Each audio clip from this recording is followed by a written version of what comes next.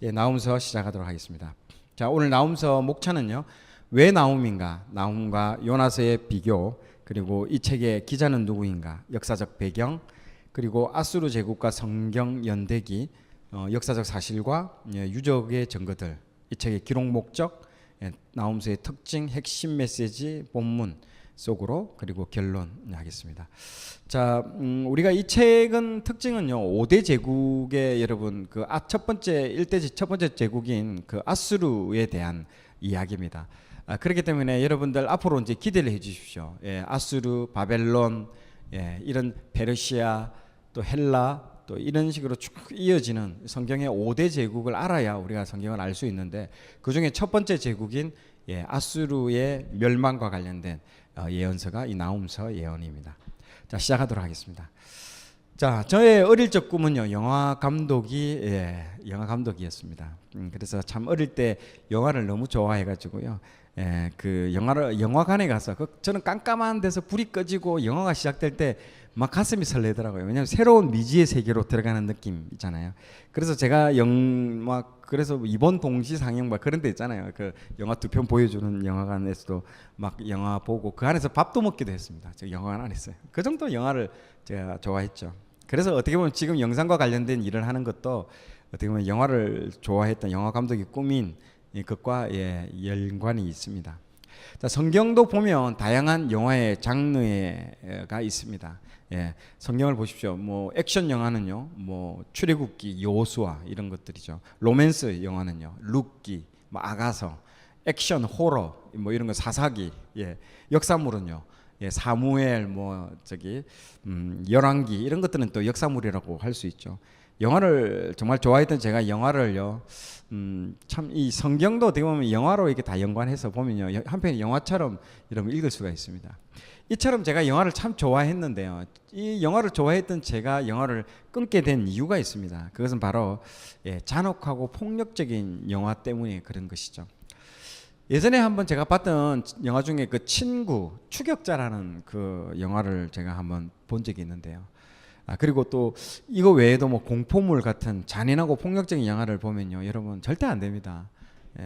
그동안 제가 쌓아왔던 이 영성들이 한순간에 무너진 것들을 경험을 했거든요. 사단이 마치 영적으로 이 망치를 들고 나를 내려치는, 그리고 완전 내 안에 있는 영성들을 다 무너뜨리는 그런 경험들을 정말 많이 했습니다. 정말 영화는 여러분 조심해야 됩니다. 그 중에서도 한국에서는요, 이 복수 시리즈로 유명한 영화가 있죠. 박찬욱 감독이죠. 세계적인 명장의 반열에 오른 감독이죠. 그 사람이 했던 그 3부작 복수 시리즈 3부작 있죠. 올드보이, 복수는 나의 친절한 금자씨. 이게 이제 복수 영화의 시리즈입니다. 제가 이 영화를 보고 난 이후에 영적으로 상당히 오랜 기간 침체기를 겪었습니다. 몇 달을 가더라고요.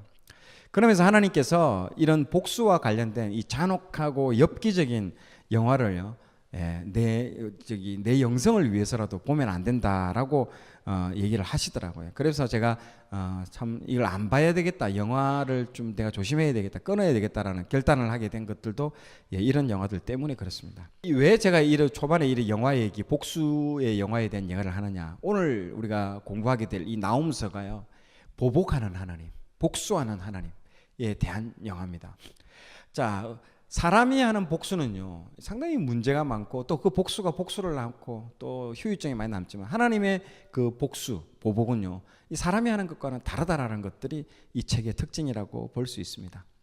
자, 많은 사람들이 그래서 하나님에 대해서 오해를 많이 합니다. 그것이 바로 이렇게 악인들이 이게 날뛰고 있는데 왜 하나님은 저 악인들을 방관하느냐는 거죠. 그냥 보고만 계시냐는 거죠. 저런 악인들을 심판하지 않고 무능해 보이는, 아무것도 하지 않고 무력해 보이고 무능해 보이는 하나님을 사람들이 생각을 많이 하죠. 그러다가 어느 날 갑자기 또 무지막지하게 또 심판하는 하나님, 이런 걸 보면서 우리는요, 놀라고 이 하나님이 어떤 분인가를 의문점을 좀 가지게 되는 경우가 많습니다. 그래서 우리는 하나님이 어떤 분인지 몰라서 이런 일들이 생깁니다. 그래서 이런 책들이, 나훔서 이런 책들이 참 하나님이 어떤 분이고, 참 우리가 평상시에 만나지 못했던 그런 생소한 하나님, 그러나 모든 걸 다 보셔야 됩니다. 그래야 완벽하게 우리가 하나님을 알 수 있듯이. 왜 사복음서가 왜 얘기했습니까? 그 복음서 하나만 써도 되지만 4개의 복음서를 통해서 예수님이 어떤 분인가를 우리가 골고루 다양한 면으로 보듯이 하나님도 마찬가지입니다. 그래서 여러분 성경을 읽어야 되는 거죠. 이 성경을 통해서 하나님의 다양한 그 성품들을 접해야 우리는 우리 틀 안에 우리의 머릿속에 들어있는 그 하나님, 제한적인 하나님으로부터 벗어나서 진정한 하나님의 진면목을 우리가 볼 수 있습니다. 그래서 신앙은 내가 믿는 이분이 누구이신지를 아는 것이 중요하다고 여러 번 제가 말씀을 드렸죠. 자, 오늘 다루게 될 이 나훔서가요, 하나님의 그 보복, 복수에 대한 부분입니다. 보복이라는 단어가 우리에게는요 부정적인 단어로 보입니다. 그러나 이것은요 하나님의 정의롭고 의로운 속성들이 여기서 보복에서 복수에서 나오는 겁니다. 반면에 그 인간이 하는 보복은요 옳지 않습니다. 왜 그런가요? 우리가 죄인이기 때문에 아무리 우리가 정의롭고 완벽하게 복수하려고 해도 우리는 완벽하게 정의롭지 않기 때문에 그렇습니다. 그래서 우리의 보복은요 결국 사심이 들어가게 되어 있습니다. 자, 우리를 한번 돌아보십시오. 우리가 막 화를 내지 않습니까? 막 어떤 문제가 생겨서 아니면 자녀의 문제로 막 화를 내는데, 그러면 우리는요 그 화가요 우리를 끌고 갑니다. 그래서 실수를 하죠. 막 이 정도만 화를 내도 될 걸 더 오버하게 되고 막 그 감정에 그냥 내가 들어가 버려서 실수를 많이 하죠. 한 대 치거나 막 욕을 한다거나 막 책상을 두드리거나 얼굴이 시뻘개지고 막 말을 함부로 하게 되는 것이죠. 그 진노와 그 화분이 나를 이끌고 간다라는 거죠.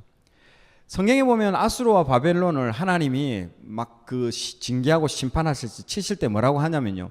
야, 내가 너한테 내 백성 이스라엘 적당히 징계하라고 했지 몇 대 때리라고만 했지 너희들은 그 한도를 넘어서 때렸다라고 엄하게 꾸짖는 그런 내용이 나옵니다. 진노와 분을 통제하지 못하는 인간의 모습을 말해주는 전형적인 그런 내용이죠. 그런데 하나님은요 완벽하게 진노를 조정하고 컨트롤하시고요, 그리고 진노가 하나님의 말을요 듣는다라는 겁니다. 진노가요 하나님의 말을 여러분 듣습니다. 그러니까 하나님의 거룩하신 속성만큼만 딱 그만큼만 진노하신다라는 것입니다. 그러면 딱 그만큼만 하실 수 있는 유일한 분이 하나님이십니다. 그러니까 여러분 안심해도 된다라는 거죠. 하나님이 분노할 때도 안심해도 된다는 겁니다. 그래서 하나님은 완벽하게 거룩하시기 때문에 완벽한 진노 그리고 완벽한 보복을 하실 수 있는 유일한 분이시죠. 우리는 의로운 보복하기 힘듭니다. 못하죠. 그래서 하나님이 내가 할게 라고 하는 메시지가 이 나훔서이기도 하죠. 그렇기 때문에 보복을 하려면요 누구한테 맡겨야 된다? 하나님한테 이 복수를 맡겨야 된다라고 하는 것이 이 성경의 가르침입니다. 근데 앞에 제가 영화의 제목은 뭡니까? 복수는 나의 것. 이런 영화 제목들을 통해서 정면으로 하나님에 대해서 대적하고 반대되는 세계관을 보여주는 게 그런 영화들입니다. 자, 그리고 이 나홈이 우리에게 또 하나 주는 시사점을 주는 이유가 있습니다. 지정학적인 이유 때문에 그런 것이죠. 여러분, 이스라엘과 한국이요, 굉장히 지정학적으로 유사합니다. 작은 나라이면서 동시에 강대국에 둘러싸여 있다라는 점이죠. 이것을 통해서 역사의 중심에 서 계신 분이 인간이 아닌 하나님이신 것을 우리에게 가르쳐주는 책이기도 하죠. 자, 그분은 역사에 시간을 주고 계시고 또 그분의 계획에 따라서 역사는 흘러가고 있다는 것도 이것을 통해서 이 나훔서를 통해서 여러분 배우시는 아마 계기가 될 겁니다. 미국, 러시아, 일본, 중국 이런 강대국에 둘러싸여 있는 우리나라의 운명도 어떻게 보면 이 하나님의 손에 달려 있다라고 우리가 볼 수 있습니다. 이런 놀라운 역사의 발자취를 오늘 나훔서를 통해서 경험하는 시간이 되시기를 바랍니다. 아멘. 왜 나홈인가? 자, 첫 번째 왜 나홈인가를 우리는 살펴봐야 됩니다. 오늘 이 나홈을 하는 것은요 요나서와 관련이 있기 때문에 그렇습니다. 자, 여러분 지금 화면에 보시는 이 지금 표는요 이 소선지서서를 12권으로 12권의 책을 한 권의 책으로 우리가 묶었을 때 어떻게 볼 수 있느냐? 제가 늘 강조하는 중동 문학의 진수 수미상관법이라고 얘기를 하죠. 자, 인클로지오 기법에 따라서 위아래 이렇게 우리가 배치를 할 수 있습니다. 자, 색깔별로 똑같이 만들었죠. 맨 위 호세아서입니다. 이 언약의 위반, 하나님의 사랑. 그리고 맨 아래 말라기는요. 이거는 언약의 회복을 얘기합니다. 내가 언약을 회복시켜 주겠다. 그리고 하나님의 그 사랑 똑같죠. 그리고 요엘서는요. 포로기환. 예, 시온에서 내가 열방을 심판하겠다라는 거고요. 학개와 스가랴도요, 포로기한이죠. 그리고 포로기한에서 성전 건축, 시온 열방 심판. 아모스는요, 하나님의 공의, 그리고 밑에요, 스바냐는 또 하나님의 공의를 말하고 있습니다. 자, 오바댜는요, 에돔의 심판, 위에 하박국은요, 유다가 바벨론에 대한 심판, 예, 대한 부분이죠. 그리고 요나서는요, 니느웨에 대한 심판, 거기에 맞는, 예, 병행하는 책이요, 예, 오늘 배우는 나훔스입니다. 니느웨의 심판이죠. 예, 그리고 이 책의 핵심, 이 12개의 소선지서서의 전체의 핵심은요, 미가서입니다. 미가서 중에서도 6장 8절, 예, 내가 정의를 행하고 인애를 하고, 겸손히 행하고 주 너희 하나님과 함께 행하는 이 모든 것들, 이 6장 8절의 말씀을 통해서, 예, 하나님께서는 우리에게, 예, 말하고 있는 것입니다. 하나님이 6장 8절에 하나님이 원하시는 것은 정의를 실천하고 인애를 사랑하고 겸손히 하나님과 동행하는 삶이다라고 말하고 있는 미가서 6장 8절이 이 소선지서서 전체의 핵심의 구절이라고 여러분 볼 수 있습니다. 자, 소선지서서를요, 만약에 한 권의 책으로 본다면 이런 구조를 만들 수 있습니다. 그러나 이것이 완벽한 건 아니고요. 대략 이렇게 설명이 가능하다라고 여러분 이해하시면 됩니다. 첫 번째, 나훔과 요나서에 대한 비교입니다. 자, 겉보기에는 요나서, 나훔서 둘 다 니느웨에 대한 심판에 대해서, 예, 주제로 다루고 있죠. 그러나 그 안을 디테일하게 들여다보면요, 요나서하고 나훔서는 상당한 차이를 보이고 있습니다. 나훔은 그냥 처음부터 끝까지 그냥 하나님이 이 아수르의 수도인 니느웨를요, 심판하겠다는 거죠. 아주 강렬한 언어로 그 심판을 경고하고 실제로 그 심판이 나중에 집행이 됩니다. 요나서는요, 하나님께서 예언자 요나를요, 니느웨에 파견을 하시죠. 요나가 우여곡절 끝에 니느웨에 도착해서 회개를 선포하죠. 회개하지 않으면 40일 후에 이 성은 멸망한다. 그런데 니느웨 사람들이 요나의 기대와는 정반대로 진짜 회개를 해버립니다. 요나는 어떤 거죠? 멸망당하기를 원했는데 회개해버리죠. 그래서 하나님이 정말 심판을 취소해버립니다.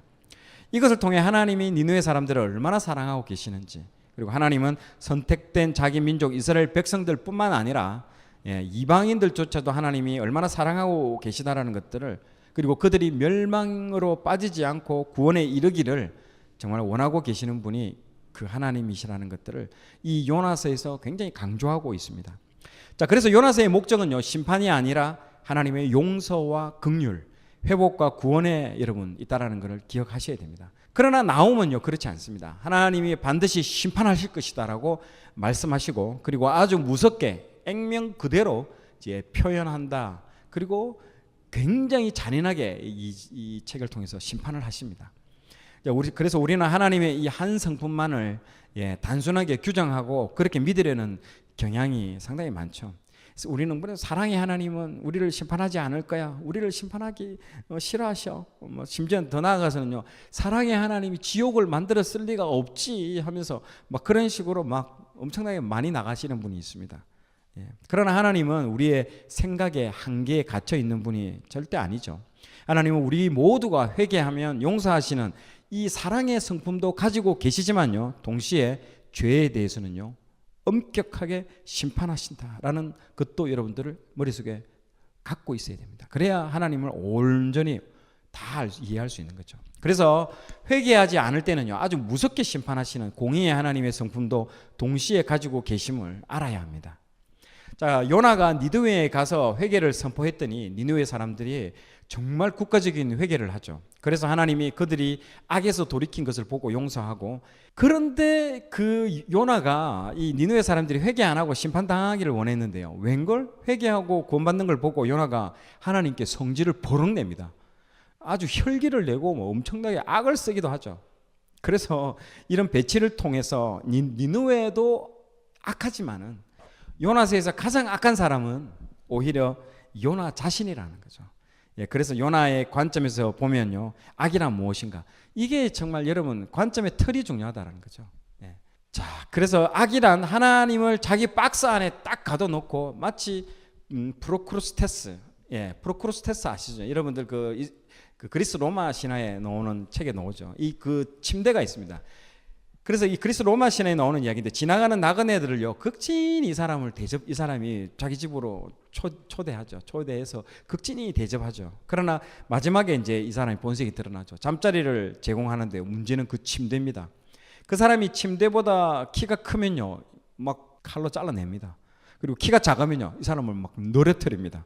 그리고 딱 그 침대 사이즈에 맞추려고 하는 그렇죠. 그렇게 해서 그 사람을 살해합니다. 우리가 만들어 놓은 세계관의 그 틀을 딱 만들어 가지고 거기서 벗어나거나 모자라면요 그 상대방을요 인격 살인하지 않습니까? 막 말로서 그냥 막 얘기를 하는 경우가 많죠. 요나도 그 안에 하나님을 딱 가둬놓고 내가 만든 하나님 그리고 내가 조종하고 내가 통제하는 그 하나님을 섬기는 그런 경향이 여러분 많습니다. 이 요나뿐만 아니고 이 이스라엘 이방인들이 다 그렇습니다. 요나에게도 그 하나님이 어떤 하나님입니까? 오직 이스라엘만의 하나님이기를 원했다는 거죠. 이방인들은 절대 구원하시면 안 되고 이방인들은 다 썰어버려야 된다고. 이스라엘만 보호하고 사랑하셔야만 되는 하나님. 그런데 하나님이 요나가 만들어 놓은 그 박스 한 개, 박스의 그 밖을 나가려고 하시니까요. 하나님이 그 한계를 넘어서서 일하시려고 하니까 요나가 딱 막아쓰고 하나님한테 화를 내지 않습니까? 그리고 하나님한테는요 니느웨의 죄도 문제지만요 요나와 이스라엘이 갖고 있는 잘못된 그 하나님의 정체성 그것이 더 큰 악이라는 것이죠. 그런데 이 요나의 아버지가 이름이 뭡니까? 아미떼입니다. 아미떼. 이 아미떼가 여러분 무슨 뜻인 줄 알아요? 진리라는 뜻입니다. 진리. 요나는 진리의 아들이라는 뜻이죠. 진리의 아들로서 진리를 따라 살아야 되는 사람인데 진리를 추구하고 진리를 지키고 진리를 증거하고 진리를 확산시켜야 되는 그런 소명을 가지고 태어난 게 요나입니다. 그런데 예수님이 요한복음 8장 26절에 너희가 진리를 알지니 진리가 너희를 자유케 하리라. 요나는 진리의 아들로서 자유한 인생을 살아야 되는 그런 사람이었는데 그런데 요나는요 자유가 뭔지를 몰라요. 왜냐하면 아까 말한 것처럼 하나님을 그 박스 안에 딱 가둬놓고 하나님을 조종하고 하나님을 통제하고 하나님을 사육하고 진짜 그렇게 하는 어떤 박스든지 간에 하나님을 감옥에다가 막 가두어 놓는 거예요. 나의 세계라는 그 머릿속에 그 감옥 안에 하나님을 딱 넣어두고 가두어 놓는 거죠. 그렇게 되면 여러분 하나님이 갇히는 게 아니라 누가 갇혀요? 사실은요 본인이 갇힌 거야. 요나 자신이 그 세계에 갇혀버리는 겁니다. 그래서 뭘 잃어버리게 되죠? 자유를 잃어버리게 되는 것입니다. 정말 여러분 이게 한계입니다. 요나가 하나님을 딱 자기가 만든 감옥 안에 가둔 것 같은데 하나님이 거기에 갇힙니까? 어림도 없죠. 네. 사실은 요나가 자기 안에 그 틀 안에 가둬두고 갇혀버린 겁니다. 그래서 예수님이 진리가 너희를 자유케 하리라 라고 말씀한 거죠. 요나는 진리를 알지 못하니까 자기가 하나님이라는 절대 진리를 알지 못하고 자기가 만든 진리를 숭상하고 있으니까요. 자기가 만든 감옥에 갇혀버린 것이죠. 결국은 뭐를 박탈당하죠? 자유를 박탈당하게 됩니다. 오늘 우리도 이런 경우들이 정말 비일비재하게 많죠. 저도 마찬가지고 여러분도 마찬가지입니다. 이게 정말 조심해야 됩니다. 그래서 우리가 성경을 읽어야 되는 이유도 그런 거죠. 우리 안에 잘못 알고 있었던 그 하나님에 대한 고정관념을요, 여러분 박살을 내야 됩니다. 깨져버려야 됩니다. 성경의 다양한 사건과 상황에서 하나님이 어떻게 일하시는가를 통해서 내가 그동안 잘못 알아왔던 하나님에 대해서 생각들을 이제 고쳐지게 되고 올바로 이렇게 정렬이 딱 이제 되게 되는 것입니다. 하나님이 이렇게 다양한 성품을 가지고 계신 분인지를 알게 되죠. 성경을 그래서 통으로 읽으면 하나님을 점점 더 깊이 넓게 알아감을 느끼게 되죠. 자, 이 기자는 누굴까요? 이 책의 기자 나훔이죠. 나훔에 대한 이름의 뜻은요 위로입니다. 위로. 왜 위로인가? 이 책에 나옵니다. 자, 3장 7절에 보면요. 그때에 너를 보는 자가 다 내게서 도망하며 이르기를 니느웨가 황폐하였도다. 누가 그것을 위하여 왜곡하며 내가 어디서 너를 위로할 자를 구하리요 하리라. 아멘. 사람들이 이 아수르의 수도인 니느웨가 멸망하는 것을 보면 내가 어디서 니느웨를 위로할 자를 구하오리다라는 말을 하는데요. 이는 니느웨의 멸망을요 동정의 눈으로 볼 자가 아무도 없다라는 이 조롱의 말입니다. 이 말 자체가요. 여기에서 나훔 선지자의 이름을 상기시키는 위로라는 말을 여기서 사용하게 되죠. 이 책은 겉으로 보기에는요 아수르 심판인데 왜 위로의 책이 될 수 있을까요? 이것이 바로 여러분 관점의 차이입니다.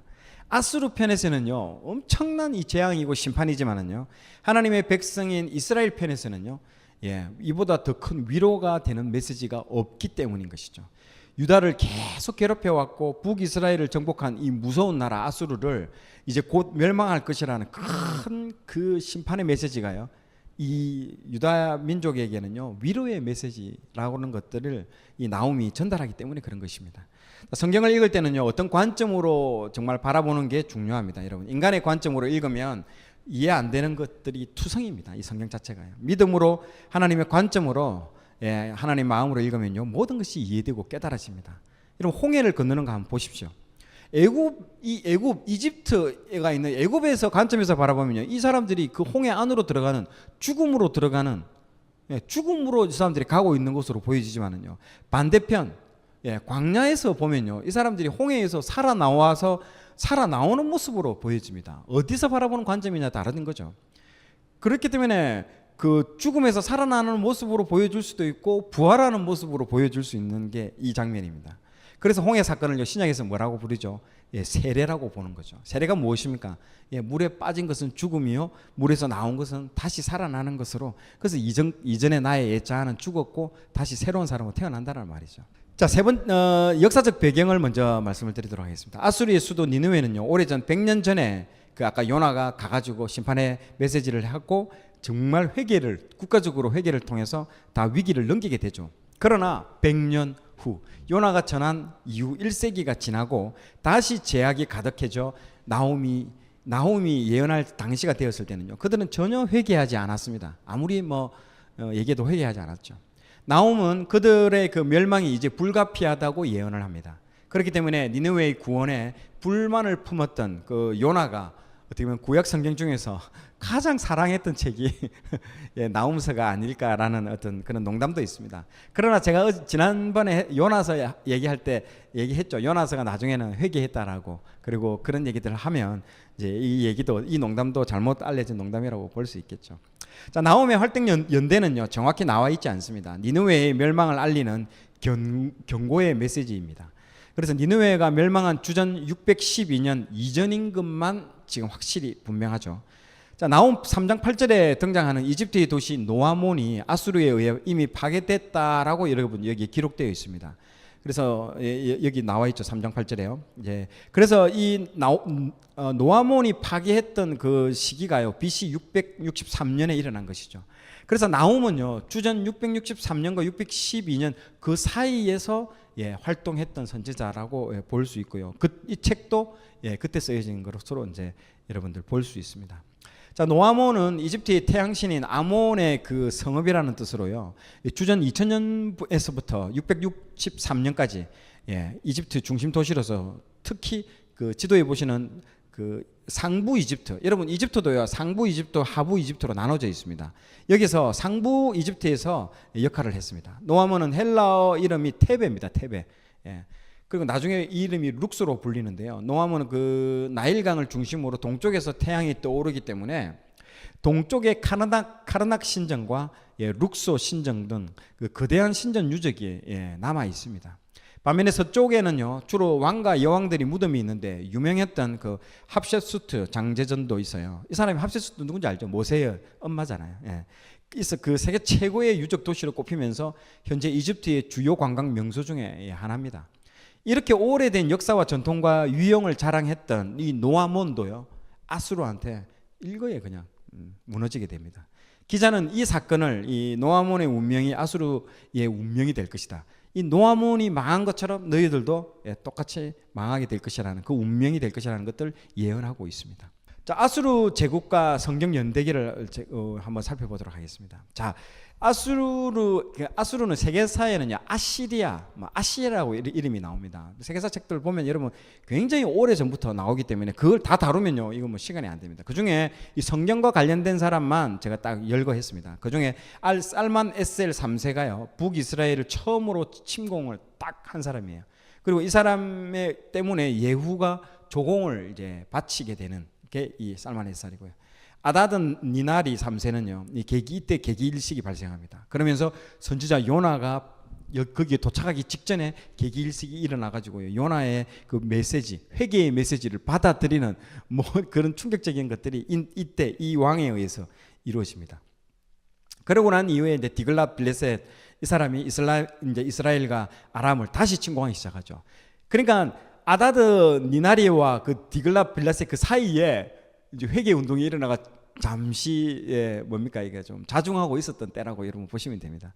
그러다가 이제 다시 나오기 시작하죠. 그리고 살만에셀 5세 때 3년간 사마리아를 다 포위해서 포위하는 중에 사망합니다. 이 살만에셀 5세가요. 그러다가 사르곤 2세가 이제 북이스라엘을 722년에 북이스라엘을 사마리아를 성을 함락하게 되죠. 그래서 백성들을 아수르로 이제 다 끌고 가게 되는 왕이 이 사르곤 2세입니다. 자, 그러면서 그 사르곤 2세가 이제 파죽지세로 이제 그 다음 왕이 이제 산헤립이죠. 산헤립이 이제 밑으로 내려오는데 이때 이제 그 남유다 왕이 이제 히스기야 왕이잖아요. 그때 이제 쳐들어오고 그날 밤에 이제 18만 5천 명이 이제 죽게 되는 고국에, 그래서 18만 5 하나님께서 하룻밤 사이에 산헤립 군대 18만 5천 명을요 쳐서 그날 밤에 다 죽게 합니다. 그래서 산헤립은 모든 군사를 다 잃고 몇 명만 돌아가게 되죠. 니느웨에 이제 머물렀습니다. 이때 산헤립은 왕위를요 장남이 아닌 셋째에게 물려주려고 했습니다. 이러한 처사를 장남은 못마땅했습니다. 그래서 차남도 왕위가 둘째도요 왕위가 둘째인 자신이 아니라 삼남인 세 번째인 그 동생에게 가는 것을 불만이 있어가지고 장남과 차남이 공모해가지고 아버지를 칼로 살해하죠. 그러면서 아르메니아 땅으로 도망을 가버립니다. 그래서 셋째 핫돈이 아수르의 왕이 이제 되게 됩니다. 그 사람이 여기 나오는 지금 산헤립 다음에 핫돈 세 번째 그 아들입니다. 이 핫돈이 굉장히 강력했습니다. 그래서 이집트의 수도 멤피스를 다 함락시키고 밑으로까지 예국까지 다 함락을 다 시켜버립니다. 그래서 아까 전 노아몬까지 다 들어오는 거죠.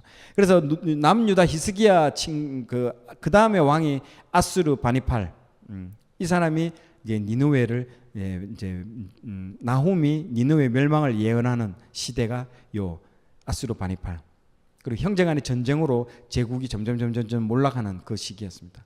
결국 아수르 우발리 2세 때에 바벨론 나보폴라살과 메데 스키타이족 협공해서 결국에는 멸망을 당하는 612년에 멸망을 당하게 됩니다. 자, 그 멸망을 당한 걸로 끝나는 게 아니라 이후에 홍수로 인해 가지고요, 여러분 그 토사가 밀려 내려와서 니느웨를 다 덮어버리고 제국이 아예 사라져 버립니다. 이 도시가 어디 있는지 흔적조차도 남지 않고 사라져 버립니다. 그래서 우리는요 역사적 사실과 이 유적들의 증거들을 한번 살펴볼 필요가 있습니다. 자, 요나서와 나훔서는요 역사에서는 보통은 설화로 읽혀질 뻔한 책이죠. 많은 사람들이 이 고고학적으로 아까 말했죠, 토사로 덮여져 버려 가지고 그 밑에 도시가 있었던 거예요. 그러니까 안 나오니까, 고고학적으로 발견이 안 나오니까 이 니느웨를 역사에서 빼버렸습니다. 이거 요나서하고 나훔서 이거 설화다, 설화 이거. 그래서 요나 이야기는요 설화로 치부되었죠. 자, 현재는 폐허로 남아 있지만요 1842년경에 이제 고고학자들에 의해서 이제 발굴이 진행이 됩니다. 여기가 이라크 모술이죠. 여기서 이제 니느웨는 약 30만 명의 인구를 수용할 수 있는 정도의 거대한 도시였습니다. 너비 42m, 깊이 18m인 호수가 성벽 주위를 이게 다 둘러싸고 있습니다. 지금 여러분 보고 계시는 요 그림이죠. 요 그림을 한번 보세요. 요 그림을 보시면 요 성벽 주위를 다 강이 이렇게 둘러싸고 있습니다. 강이 전부. 이게 깊이가 18m인 호수입니다. 이걸 성벽 주위를 둘러싸고 있었기 때문에 얼마나 누구도 여기에 들어올 수 없습니다. 이렇게 튼튼했던 니느웨가 612년에 메데와 바벨론 연합군에 의해서 점령당합니다. 그리고 후에 홍수에 의해서 완전히 사라져 버리죠. 니느웨 주위에는요 이렇게 여러 강이 있습니다. 요 강과 요 성 안으로 흐르는 또 강이 하나 있고 두 개가 있습니다. 그 유명한 티그리스 강, 요게 티그리스 강. 요 도시를 관통하는 게 호레르 강이라고 합니다. 이걸 관장하는 수문들이 있습니다. 여기 있죠. 수문들이 있죠. 요 수문. 요 수문들이 엄청 많아요. 이 수문들이 있는데 이 수문들이 나중에 여기 나오면서 이게 보면 다 터져 버립니다. 이 수문들이 파괴되면서 한꺼번에 열려 버립니다. 홍수가 나 버리는 거죠. 그래서 홍수로 인해서 성벽 하나 무너뜨리지 않고 물로 완전히 다 멸망하게 만들어 버리죠. 우리가 이 물의 위력은요 현대에서도 많이 보고 있습니다. 최근에 중국이 지금 대만을 침공한다 얘기 들어보셨죠? 그래서 함부로 침공하지 못합니다. 중국은요. 왜 그럴까요? 미국 때문에 침공하지 못하는 이유도 있겠지만요. 대만이 대만도 여러분 잘 삽니다. 잘 살기 때문에 미사일이나 무기들을 많이 샀죠. 그래서 미사일을요 딱 조준을 합니다. 어디에 조준했을까요? 예, 중국의 산샤댐에다가 조준을 딱 합니다. 그래서 그 산샤댐에다가 미사일을 쏴버려 가지고 산샤댐이 파괴되면요, 여러분 중국이 엄청난 막대한 피해를 입게 됩니다. 자, 아수르가 망하게 되는 1, 2, 3 펀치는요, 1차로 남유다 스키타이족. 여러분 아까 스키타이족도 있는데 스키타이족이 우리나라의 그 선조들이라고 하더라고요. 말을 잘 타고 활을 잘 쏘고 하는 스키타이족과 메대족 그리고 바벨론 이 세 연합군이 침공해서 1차로 원판치를 한번 맞고요. 두 번 이제 타격을 받죠. 그래서 두 번째는 이제 그 2차로는 나불폴로살 침공으로서 함락이 되고요. 세 번째로는요 홍수와 토사로 인해서 완전히 1, 2, 3 펀치를 이게 맞게 됩니다. 한마디로 물로 망했다라고 알려져 있습니다. 그래서 디오도로스 스켈로스라는 그 그리스 역사가가 있는데요. 이 사람의 말에 따르면 홍수로 니느웨가 범람했다라는 그 기록이 그 사람의 역사가의 기록이 남아 있습니다. 또 실제적으로 이런 기록이 있기 때문에 전설이든 역사적이든 물하고 관계가 있다, 멸망이 물하고 관련이 있다는 것은 정말 확실합니다. 그렇기 때문에 이 나훔서에도요 강들의 그 수문이 열렸다라고 예언하고 있습니다. 나훔서 1장 8절에 보면요, 그가 범람하는 물로 그곳을 진멸하시고, 2장 6절에요 강들의 수문이 열리고 왕궁이 소멸되며. 처음 나훔이 이런 예언을 할 때는요 아무도 안 믿었습니다. 세계 최대 제국인 아수르가 망한다고 했을 때 아무도 믿지 않았습니다. 어떻게 세계 최강국이 망할 수 있어? 그런데 엄청난 홍수가 발생해서 토설이 확 덮칩니다. 토설로 인해서 이 땅을 다 덮어버리고 6m까지 여러분 다 이렇게 덮어버린 거죠. 그래서 6m 이상 밑에 깔려 있으니까요 이 아수르의 거대 제국이 보이지 않았던 거죠, 도시가. 그래서 아수르 유적이 발견되지 않고 나중에 2500년간 이 아수르라는 이 나라는 발견되지 않게 되죠. 그래서 성경이 다 거짓말이라고 사람들이 얘기를 합니다. 아수르가 없는데 니느웨라는 게 어디 있냐? 없어. 성경 거짓말이야. 그리고 요나가 니느웨에 가서 얘기를 뭐 했잖아. 에이, 요나 그 얘기 내가 이상하다 싶었다. 야, 뭐 하루 정도 걸어서 뭐 이게 회개 외쳤는데 다 뭐 전 국가가 뒤집어지고 그 말 믿냐? 말도 안 되잖아. 그러니까 그건 거짓말이야. 그렇게 사람들이 많이 믿었죠.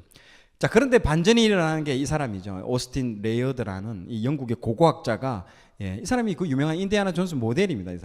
이 사람이 이 이라크 모술을 1846년부터 이제 발굴하기 시작합니다. 토질이 뭔가 이상하다고 생각해서 이 사람이 발견했는데요.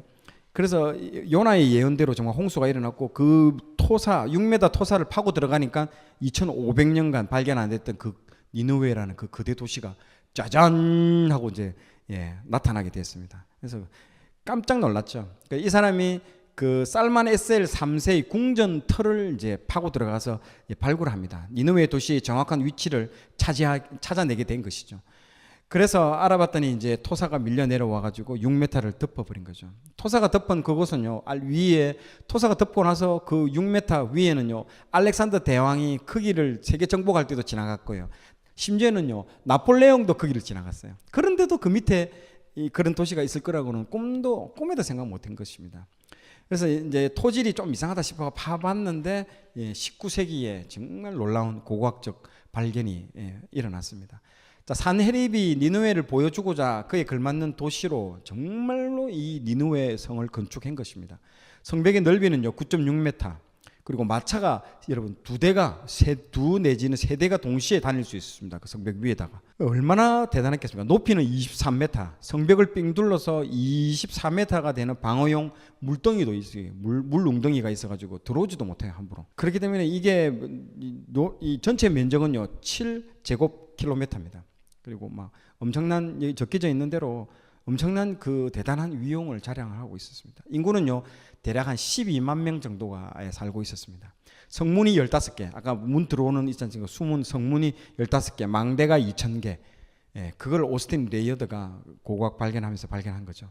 참 사람들은 니느웨를요 아라비아 나이트 이야기처럼 전설 속의 도시로 여기면서 니느웨를 믿지 않았습니다. 그런데 아까 말했던 이 프랑스인 에밀 보르터, 에밀 보타 그리고 영국인 레이어드 이 두 사람이 1차, 2차 이제 발견하게 된 것이죠. 그래서 니느웨가 두꺼운 재들로 화재로 금게 걸린 자신의 이제 모습을 짜잔 하고 드러낼 때에 정말 많은 사람들이 자신의 존재를 믿지 않았던 것에 대해서 사자후를 토하게 되죠. 예수님도 뭐라고 합니까? 도마한테 도마야, 너는 나를 보았으므로 믿었으니 믿냐? 보지 않고도 믿는 자들은 복되도다라고 얘기를 한 것처럼 이 니느웨의 그 고고학 발견이 딱 도마에게 한 말씀하고 똑같죠. 이 고고학 발견 니느웨 그 도시가 뭐라고 합니까? 이 시대의 사람들아, 이제 나를 봐서 너희들이 이제 믿냐? 보지 않고도 믿는 자들이 복되도다라고 말하는 그거와 마찬가지라는 거죠. 자, 그래서 이게 지금 대형 박물관입니다. 여러분, 영국의 대형 박물관 가보면요, 이 첫 번째 들어가는 문 들어가면 이 아수르관이 나옵니다. 아수르관에서 이렇게 보이고요. 그 다음에는요, 바벨론관, 그 다음에는요, 페르시아관 하듯이 쫙 나옵니다. 페르시아관, 그 다음 뭡니까? 헬라관, 지금 보고 있는 로마관까지 이렇게 연결이 착착착 다 됩니다. 그래서 들어가는 입구가 이렇게 사자로 되어 있습니다. 사자로 묘사되어 있거든요. 아수르를요. 그래서 사자가 두 개가 입구가 딱 되어 있습니다. 그래서 이게 벽에 보면 이 벽에 있는 걸 다 떼가지고 와서 여기다 설치한 거예요. 실제로 그 이라크 모술에 있는 것들을. 그래서 성문도 모형입니다. 성문은 엄청 크기 때문에 다 할 수 없고 모형으로 만들어서 축소해서 만들어서 이렇게 되어 있습니다. 자, 이 책의 기록 목적입니다. 이 책을 기록한 목적은요, 그냥 니느웨라는 성이 이렇게 망했어라는 역사적 기록 사건을 기록하는 게 목적이 아닙니다, 여러분. 하나님이 악에 대해서 어떻게 하느냐를 보여주는 거, 어떻게 내가 심판하느냐를 보여주는 게 목적인 것이죠. 그래서 하나님의 성품은 악한 자라도 회개하고 돌아오기를 기다려주는 그 하나님, 그러나 죄의 분량이 차면요 심판하시는 하나님. 우리는 가끔 이런 생각을 합니다. 어떻게 하나님이 살아계시면 저런 악한 자를 심판하지 않고 내버려 둘 수 있을까라고 불평하기도 하는데요, 우리는 이 나홈책을 통해서 하나님이 인내하고 계시는 분임을 알아야 합니다. 하나님의 인내는요, 그런데 사람들이, 많은 사람들이 어떻게 생각할까요? 하나님의 인내를요 무능으로 여러분 오해하는 경우가 많습니다. 절대 그렇지 않습니다. 그분이 하시는 일은 선하시고 아주 공평하심을 우리는 알아야 합니다. 그래서 이스라엘의 하나님은 한 국가에 국한된 신이 아니라 열방의 운명을 결정짓는 아주 주권자이심을 여러분들 알고 계셔야 되고요. 그리고 악에 대해서 보복하고 심판하시는 그 속성도 여러분들 분명하게 이 책은 가르치고 있습니다. 악한 자에 대한 심판은요, 어려운 자에게는요 베푸는, 어려운 자에게서는 구원을 의미하기도 한 것입니다. 또 이 나홈서 1장 15절에 보면요, 볼지어다 아름다운 소식을 알리고 화평을 전하는 자의 발이 산 위에 있도다 라고 이렇게 되어 있죠. 나홈은 화평을 전하는 자의 발의 메시지를 전하며 하나님의 백성으로 살아가기 때문에 겪어야 하는 어려움을 이겨낼 수 있는 에너지와 저력을 줍니다. 이게 견딜 수 있는 힘을 준다는 거죠. 하나님께서 자기 백성들을 위해서 명예회복을 시켜주신다는 큰 위로의 그 메시지를 주죠. 이미 여호와를 의지하는 자들은요, 어떠한 심판이 와도 두려워하거나 염려할 필요 없다를 가르쳐줍니다. 하나님은 계속 성경을 통해서 자신을 드러내기를 좋아하십니다. 이 나홈의 책도 자신이 누구이신지를 나타내기 위해서 기록된 책이죠. 그렇기 때문에 이 니느웨의 멸망은요, 우리와도 상당히 밀접한 관계가 있습니다. 왜 악에 대해서, 니느웨의 왜 악에 대해서 하나님이 어떻게 하시느냐 잘 보여주는 책이기도 하다는 거죠. 자, 특징은요, 첫 번째, 니느웨 심판의 그 메시지만을 선포합니다. 여러분, 끝에 위로가 없습니다. 너희들 이렇게 하면 회복될 거야 라는 그 자체가 없습니다. 이 나홈 책은요. 소선지서 중에서 다른 이방 국가들에 대한 심판을 주제로 다루고 있는 책은요, 하박국, 오바댜, 나훔, 이 책 세 권입니다. 이들은요, 전형적으로 하나님의 백성들을 괴롭혀왔던 그런 그 제국들을 다루고 있습니다. 하박국은 바벨론에 대해서, 오바댜는 에돔에 대해서, 나훔은 아수르에 대해서 다루고 그들의 멸망을 예언하고 있죠. 특히 대부분의 선지서는요, 회개를 촉구하는 메시지를 보내는 반면에요, 지금 우리가 오늘 공부하는 나훔은요 전혀 그런 거 안 나옵니다. 오직 심판밖에 없습니다. 그 메시지로 끝난다는 것이 특징이 있습니다. 자, 왜냐? 이전에 한번 기회를 줬다라는 거죠. 요나를 통해서 한번 줬습니다. 두 번째, 이 책의 특징은요, 아주 표현이, 책을 읽으면 여러분 아시겠지만 의성어, 막 의태어, 막 이런 생동감 넘치는 묘사들이 엄청나게 많이 나옵니다. 또한 니느웨 성의 멸망에 대해서도 시각적, 청각적, 실감나게 막 생동감 있게 넘치는 묘사하는 것도 이 책의 특징이죠. 자, 나홈서 3장 2절을 읽어보면요, 뭐 휙휙 하는 채찍 소리, 윙윙윙윙 하는 병거 바퀴 소리, 뭐 뛰는 말, 달리는 병거, 뭐 이런 소리들이 막 책을 읽는 과정 가운데 막 이게 막 제공 음성 지원이라고 해줍니까? 그런 지원이 되는 느낌이 들 정도로 아주 묘사력이 뛰어납니다. 그리고 충돌하는 기병, 번쩍이는 칼, 번개 같은 창, 죽임당한 자의 때, 죽임당한 자의 때, 죽음의 큰 무더기, 무수한 시체요, 뭐 이런 사람이 그 시체에 걸려 넘어지니 하면서 이런 표현들을 보면요, 그 현장에 있는 느낌의 어떤 묘사를 해주고 있습니다. 아주 실감나고 현장성 대단합니다.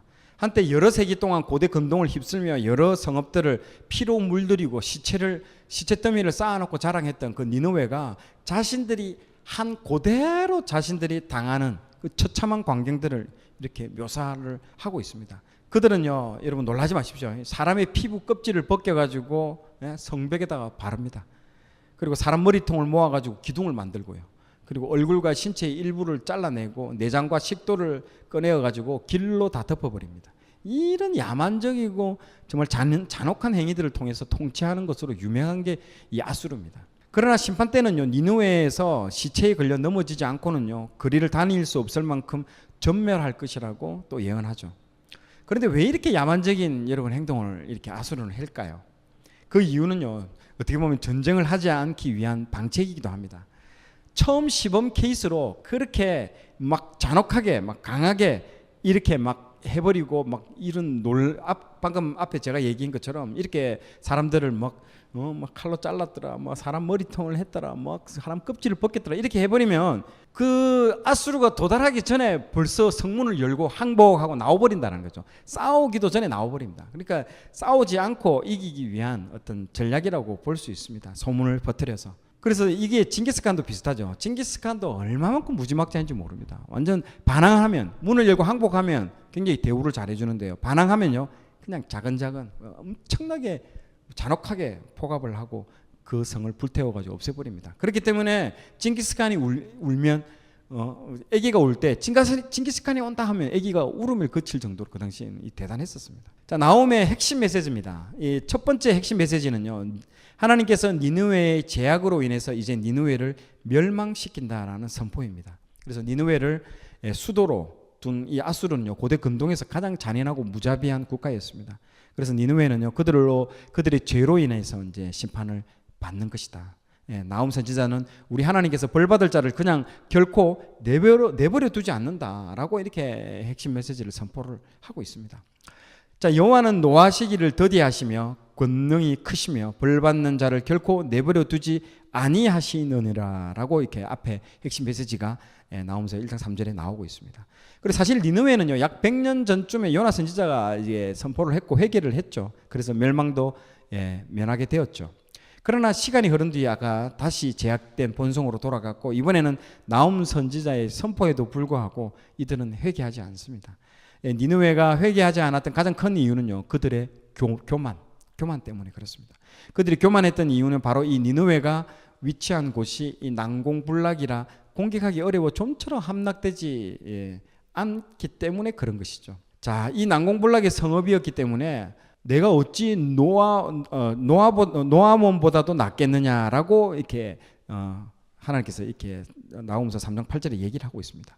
자, 그는 강들 사이에 있으므로 물이 둘렀으니 바다가 성로가 되었고 바다가 방어벽이 되었으니 하고 이렇게 미리 얘기를 하고 있죠. 자, 노아몬은요, 지금 보시는 것이 나일강 근처에 있는 이집트 성읍입니다. 아까 설명을 또 했죠. 천혜의 여기가 요새입니다. 여기가 천혜의 요새. 자, 그러나 여기 이 노아몬도 결국에는요, 이 성읍도 결국에는 망한다라는 거죠. 그래서 나홈 선지자는요, 이 노아몬을 예를 들면서 노아몬도 멸망했는데 너희들 뭐 멸망하지 않을 것 같아? 라고 얘기를 하고, 하나님께서 심판하시면 니느웨도 결국 멸망할 것이다라고 이제 선포를 하고 있습니다. 나홈서의 그 두 번째 메시지는요, 하나님께서 자기 백성을 위로하신다라는 뜻입니다. 이스라엘 백성들은 오랜 기간 아수르의 위협 속에서 살았어요. 나홈 선지자가 활동하는 이 시점에 북이스라엘은 이미 아수르한테 멸망을 당했고요. 남유다도 이제 파죽지세로 밑으로 이제 내려오고 있습니다. 살고 있었기 때문에, 위협 가운데 있었기 때문에, 그래서 하나님께서 이 니느웨에게 주셨던 이 심판의 메시지는요, 하나님의 백성들에게는요, 위로의 메시지가 되었던 것이죠. 1장 7절에 보면요, 여호와는 선하시며 환난 날에 산성이시라라고 이제 위로의 메시지를 주는 거죠. 그는 자기에게 피하는 자들을 아시느니라라고 나옵니다. 하나님의 심판은 무차별적이지 않습니다. 하나님께서는 악인을 심판하시지만은요, 하나님께 피하는 자들에게는요 산성이 되어주고 방패가 되어준다는 말입니다. 자, 그래서 우리는 니느웨를 향한 심판의 메시지를 읽으며 복음 메시지를 여러분 생각하게 되죠. 첫째, 우리는 니느웨의 모습을 통해서 마치 니느웨의 모습과 같은 우리의 모습을 여러분 돌아보게 됩니다. 우리가 만든 요새, 이 요새를 의지하고 있지 않습니까? 우리가 만든 요새가 뭘까요? 내 돈, 내가 만드는 모든 이런 것들, 좋은 것들, 이걸 의지하고 있지 않습니까? 그리고 약한 사람에게는 상당히 모질게 대하는 모습들, 그러한 우리들의 모습을 이 니느웨를 통해서 발견합니다. 아수르가 그랬거든요. 그런 것들이 우리의 모습이죠. 둘째로 이 니느웨가 받을 심판을 통해서 우리가 받아야 마땅한 그 심판이 무엇인지를 깨닫게 되는 것이죠. 그러니까 우리가 원래 이 니느웨에서 쏟아졌던 그 심판을요, 그 엄청난 이 잔혹한 보복을요, 우리는 원래 그 보복을 우리가 받았어야 되는 거예요. 그런데 그 심판이 얼마나 큰 심판인가를 생각할 때 그 심판을 대신 받으신 예수 그리스도의 크신 은혜를 우리는 다시 한번 기억하게 된다는 거죠. 그렇기 때문에 아마 여러분 나중에 좀 이따 나홈스를 읽게 되면요, 끔찍합니다. 그러니까 그게 원래 우리가 받아야 될 심판이었다는 거죠. 자, 세 번째는요, 이제 예수님 안에 거하게 된 우리는요, 자기 백성을 구원하기 위하여 싸우시는 용사이신 하나님을 우리는 발견하게 됩니다. 물론 이 하나님의 싸움은요, 더 이상 혈과 육에 대한 싸움이 아니죠. 하나님의 싸움은 영적인 권세에 대한 싸움입니다. 그리고 이 하나님의 구원 이야기는요, 마침내 이 사단을 최종적으로 심판하실 그 요한계시록에서 절정을 이루게 되는 것들이 연결됩니다. 여기서 나홈서에서. 그래서 계시록 19장 11절에 보세요. 또 내가 하늘이 열린 것을 보니 보라 백마와 그것을 탄 자가 있으니 그 이름은 충신과 진실이라. 그가 공의로 심판하며 싸우더라. 이 말들이 이 공의의 하나님, 이 구절이 나옵니다. 예수님께서 사단과의 마지막 전쟁을 통하여 사단을 최종적으로 심판하게 되실 그날 이 세상의 모든 악은요, 최종적으로 완전하게 끝이 나게 된다는 것이죠.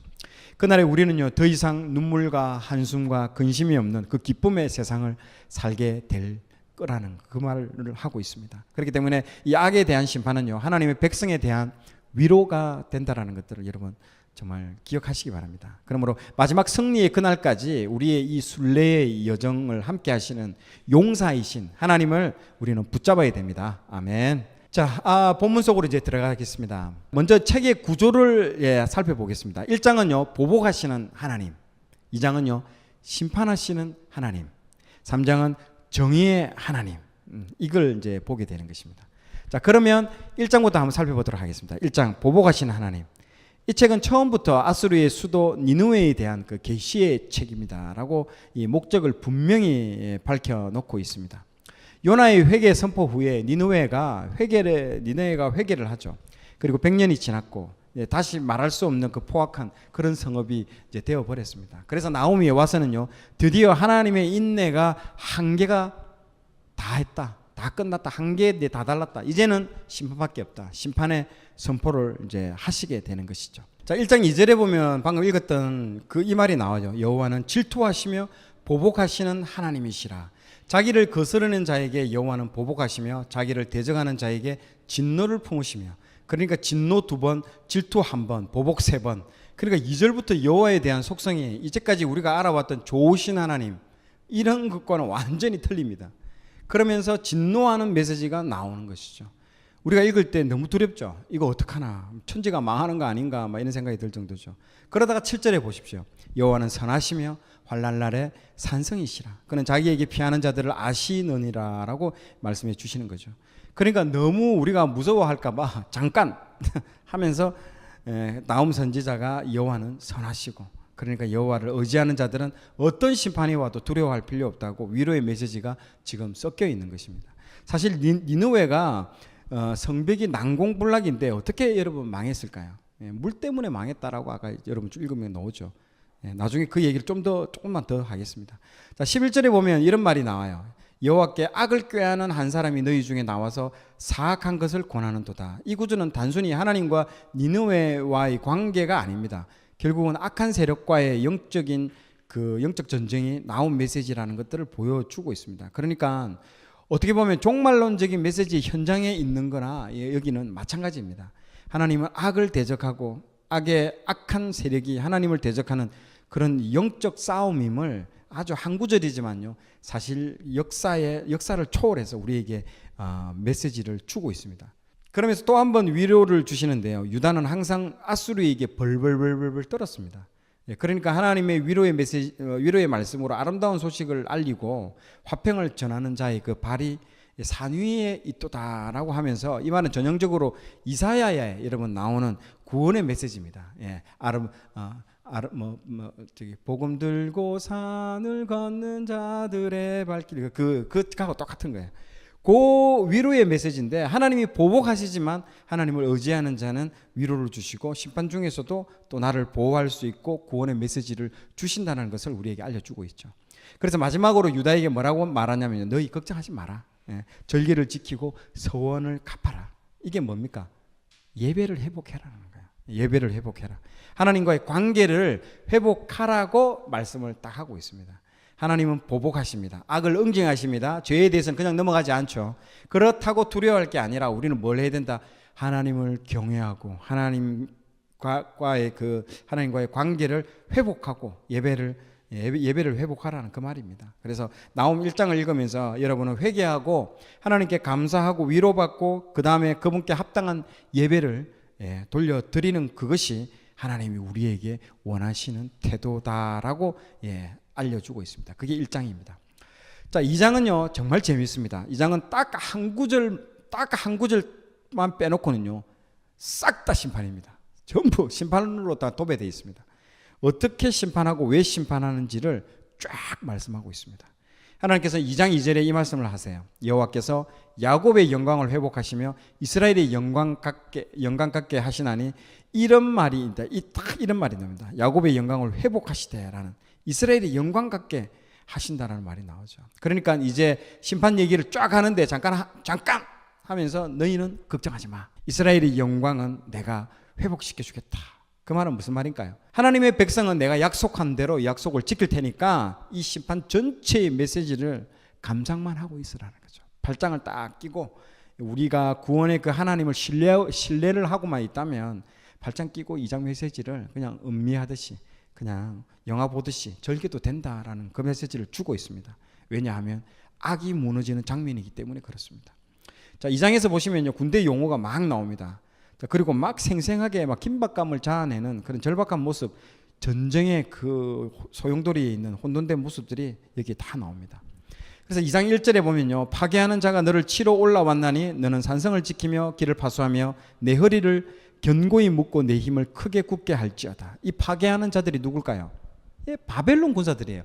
아수르를 멸망하러 오는 그 군사들이 바벨론, 메데,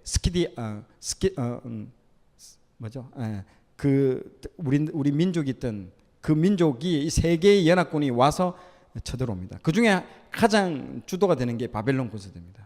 자, 너는 산성을 지키며 길을 파수하며 내 허리를 견고히 묶고 내 힘을 크게 굳게 할지어다. 이게 하나님이 그 니느웨를 보고 일종의 조롱하는 말입니다. 파괴하는 자가 너한테 왔다. 파괴자가 너에게 왔어. 이제 한번 막아봐. 이렇게 조롱하듯이 하는 얘기죠. 왜냐하면 이 당시에 가장 강한 나라, 강대국이었던 나라가 바벨론과 아수르죠. 그런데 그보다도 더 강한 바벨론이 이제 여기 찾아왔다라는 거죠. 자, 그러면서 이제 하나님이 2절에 자기 마음을 얘기하십니다. 계속해서 여호와께서 야곱의 영광을 회복한다. 이스라엘을 멸망시킨 나라가 누굴까요? 북이스라엘 멸망시킨 나라가 아수르입니다. 니느웨 아수르. 그러니까 이 아수르가 북쪽을 멸망시켰단 말입니다. 이게. 그리고 앞으로 이제 바벨론이 남쪽을 멸망시키는데, 이 북쪽 이스라엘 멸망시킨 북쪽에 대해서 2절에 이렇게 쫙 얘기를 하고 있습니다. 뭐라고 그러고 있습니까? 여호와께서 야곱의 영광을, 그 다음 말이에요, 회복하고 이스라엘의 영광을 같이 갖게 하시나니, 그리고 이 약탈자들을 내가 이제 약탈하겠다, 그렇게 얘기하신다는 겁니다. 자, 그 다음에 3절에 보면요, 그의 병사들의 방패는 붉고 그의 무사들의 옷도 붉으며 그 항우를 벌리는 병거의 쇠가 번쩍이고 노송나무 창이 요동하는 듯다. 이거 정말 묘사를 잘했습니다. 그런데 거기에 색깔에 대한 이야기가 나오죠. 무슨 색깔로 나옵니까? 붉고 붉은 색을 옷을 입은 바벨론 군대라는 거죠. 여러분 칼빈 책에 보면요, 바벨론 군대의 모습을 이렇게 묘사하고 있습니다. 고대 전사들은요, 적을 놀라게 하고, 그리고 전투 중에 입은 상처에서 흘러나오는 피를요, 적들이 알아채지 못하게 하기 위해서 군복의 옷깔 색깔을요, 붉은색으로 만들었습니다. 그래서 옷과 방패를요, 다 붉게 만들었어요. 그러니까 여러분 한번 생각해 보십시오. 10만 대군, 20만 대군이 왔는데 다 옷 색깔이 붉은색이에요. 거기다가 막 방패도 붉은색으로 막 거기다가 해가 쫙 비쳤을 때 그냥 그게 막 10만 20만 대군이 들판에 모여 있는데 이게 전부 빨간색이라고 생각해 보세요. 우리 붉은 악마 보면 그 전 경기장을 붉은색으로 도배했을 때 이 뭐 이렇게 경기할 때 적들이 맞죠, 상대방이 완전 주눅이 들잖아요. 그거 똑같은 거예요. 거기다가 그 방패를 들고 그냥 있을까요? 탁탁탁탁탁탁 두들긴다는 거죠. 그리고 노송나무 창으로 되어 있다고 기록되어 있는데 아무 소리 없이 진짜 성 앞에서 이 노송나무 든 창을 가지고 탁탁탁탁 이렇게 치고요. 방패도 탁탁탁 치면 얼마나 살벌하겠습니까? 이 바벨론 군대가 왔는데 그 자체가 보는 사람이 위압감을 느끼는 거죠. 그리고 바벨론 군대가 주력 부대가 뭔지 압니까? 여러분, 병거입니다. 병거 부대. 바벨론 전차의 병거가요, 주변에 접근하지 못하게 이 바퀴에 보면요, 칼을 딱 이렇게 되어 있습니다. 그 칼을 달아 놓으면 햇빛이 비치게 되면 그 병거 바퀴가 돌 때요, 바짝바짝 돌겠죠. 막 그게 이 병거가 한두 대가 아니고 수천 대가 병거가 이게 막 돈다고 생각해 보십시오. 보는 사람이 완전 돌아버립니다. 예. 그래서 이 에스겔서에 보면요, 에스겔의 그 1장에 보면 하늘에 무슨 이제 환상을 하나님이 에스겔에 보여줍니까? 병거 환상을 보여주는 거예요. 이 바퀴가 돌아가는 거. 이 하늘의 병거를 보는데, 하늘의 병거가 움직이는 걸 보는데 왜 에스겔이 병거를 보냐? 에스겔이 바벨론 병거를 봤습니다. 보고 얼마나 공포감을 느꼈든지 그 공포감보다도 더 큰 영광, 그 하늘의 병거를 하나님이 보여주면서 에스겔을 위로해 주는 거예요. 위로해 주는 거. 예. 그래서 군대가 쳐들어왔는데 그 병거의 힘이 얼마나 센가를 여러분 보셔야 됩니다. 그래서 그거를 보여주고 있는 것이죠. 자, 그래서 사전에는요, 이제 어떻게 해야 하나 또 볼까요? 그 병거는 미친 듯이 거리를 달리며 대로에서 이리저리 빨리 달리니 그 모양이 횃불 같고 빠르기가 번개 같도다. 빛이 바짝바짝바짝 빛나니까요, 그 횃불 같고 그 다음에 빠르기가요, 번개 같다라고. 그런데 이게 성 앞에서 보여준다라고 보여주는 거예요. 그러니까 아수르가 성 안에서 보는데 막 이 정신이 그냥 혼란스러운 거예요. 싸움도 시작하기 전에 뭐가 기에 눌려버리는 거예요. 여러분, 싸움은요, 기싸움이에요. 딱 권투 경기 보면 처음에 나와서 딱 서로 눈 마주 보죠. 눈 마주 볼 때 벌써 경기는 끝난 거예요.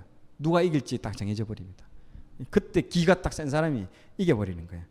그러니까 이게 얼마나 막강한 군대인지를 보여주는 게, 바벨론 군대가 이 지금 아수르를 무찌르러 온 바벨론 군대가 얼마나 막강한 군대라는 것들을 2장에서 총체적으로 보여주고 있습니다. 그러니까 정말 성경을 읽다 보면요, 야, 이게 정말 영감을 받고 썼다라는 거 인정할 수밖에 없어요. 미리 일어나지 않은 걸 미래의 것을요, 맞죠? 영감을 보고 와, 진짜 눈앞에서 본 것처럼 지금 나오면서 쓰고 있대요. 감탄합니다. 이게 아까 사자라고 표현한 게 야수르를 좀 표현을 하고 있고요. 그리고 수많은 이 재물들을 이 사람들이 전 세계를 돌아다니면서 약탈을 다 했습니다. 그것들을 축적해 넣었는데 그게 다 빼앗긴다는 거죠.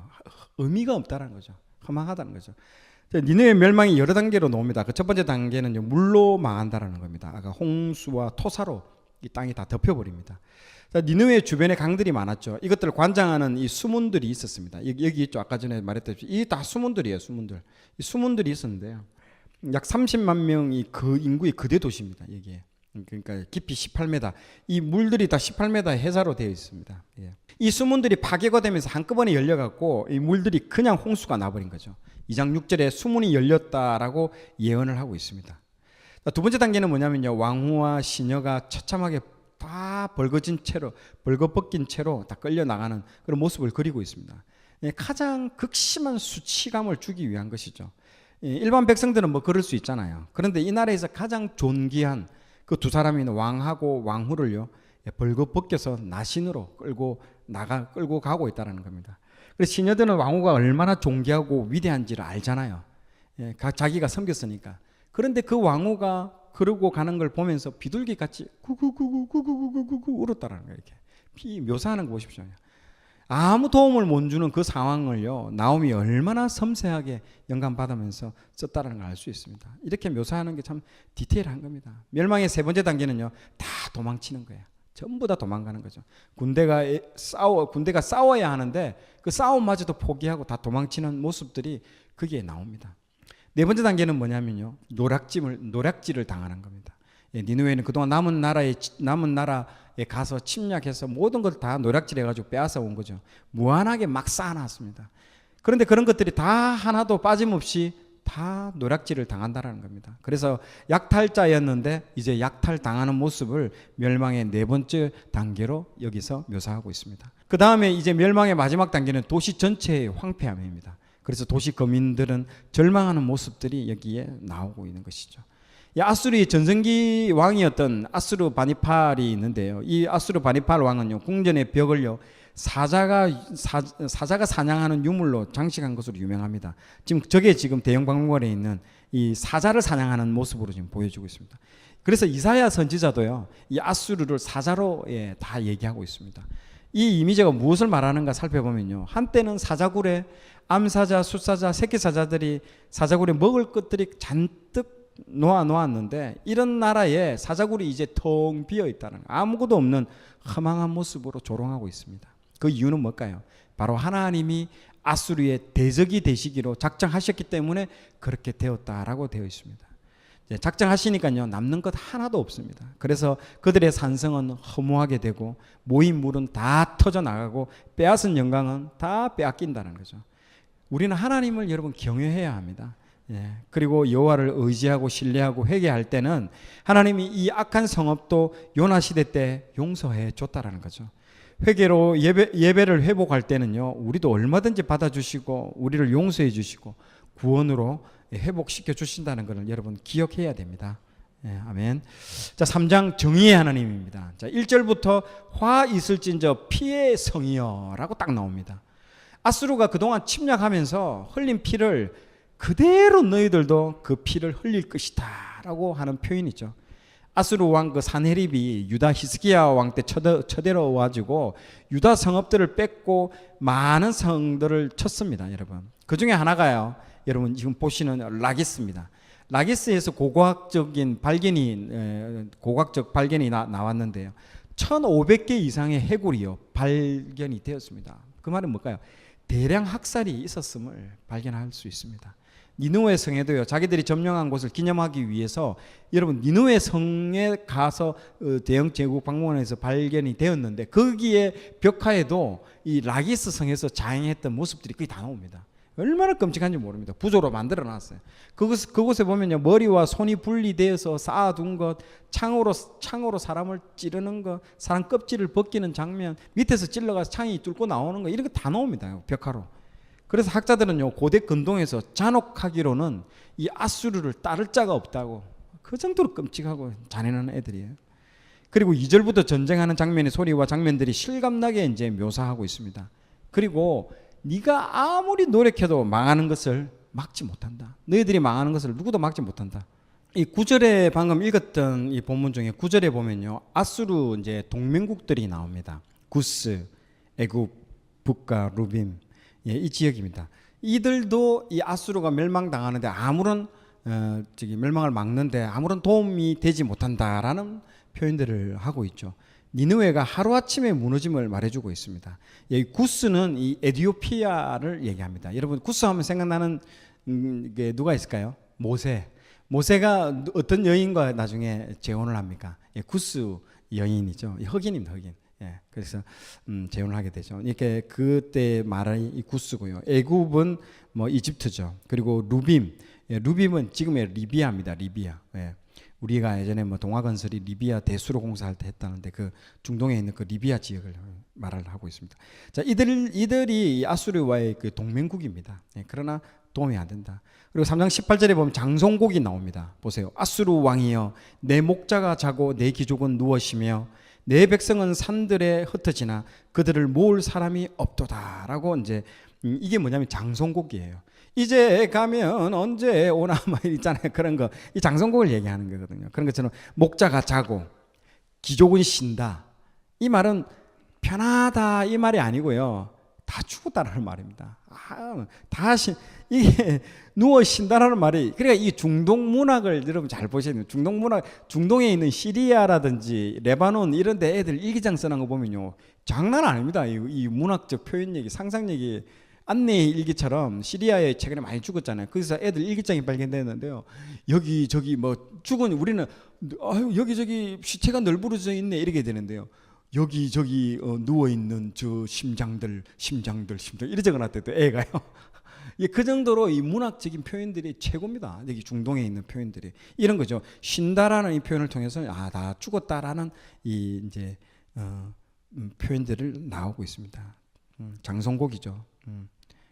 자, 그래서 이 냉소적인 노래 가사가 여기 딱 나오고 있다라고 이런 보시면 됩니다. 자, 19절에 보면요, 내 소식을 듣는 자가 다 너를 보고 손뼉을 치나니 이는 그들이 항상 내게 행패를 당하였음이 아니더냐 하시니라. 아수르의 패망 소식을 듣고 주변 나라들이 다 기뻐하고 뭐라고요? 손뼉을 쳤다라는 거예요. 아유, 저놈 저 싸다, 잘 당했다. 자기가 당한 만큼 그대로 당해서 기뻐한다는 거죠, 주변 나라들이. 이것이 여러분 정의다라고 얘기를 하는 겁니다. 예. 우리는 지금까지 3장을 다 읽으면서 하나님을 깊이 알아야 되는 것이죠. 뭘까요? 사랑의 하나님이지만요, 죄의 분량이 차면 심판도 하시는 분이시다. 예, 하나님 당신 너무 무능하신 거 아닌가요? 그 정도로 여러분들, 우리가 그렇게 말하는 사람들 많아요. 예. 할 정도로 오래 참으시지만요, 하나님에 대해서 하나님이 너무 무능하다고 말을 들을 때까지 하나님이 참고 오래 참으십니다. 그러나 때가 되면 무서울 만큼 심판이 진행이 시작된다라는 것들을 아셔야 됩니다. 하나님은 완벽한 거룩함과 함께 완벽하게 심판도 하시는 분임을 알아야 되죠. 그리고 내 죄로 인해서 하나님의 대적자의 편에 서면요, 큰일 난다는 겁니다. 그러니까 하나님이 나옴을 왜 이렇게 합니까?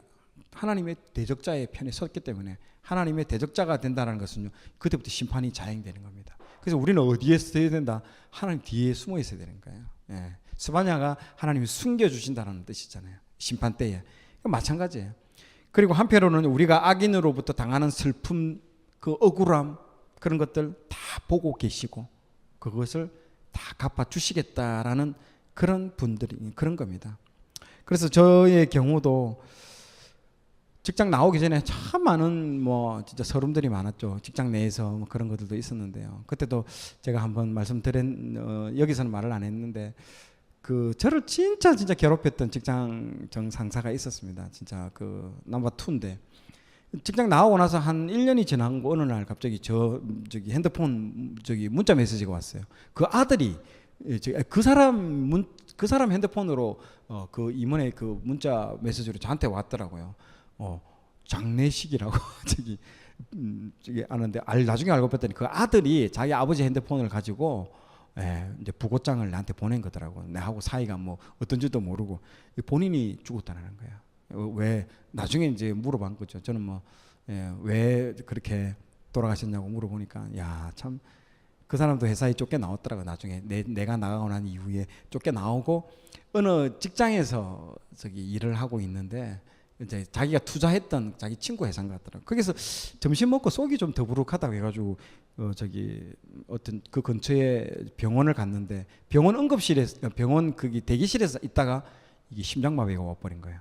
그리고 병원인데도 그걸 응급조치를 못했는 모양이래. 119 전화해가지고 응급차가 와서 싣고 가는 그 중에 거기서 사망을 했다고 그러더라고. 나이도 그렇게 많지도 않은데 50대 한 중반 정도 되는데요.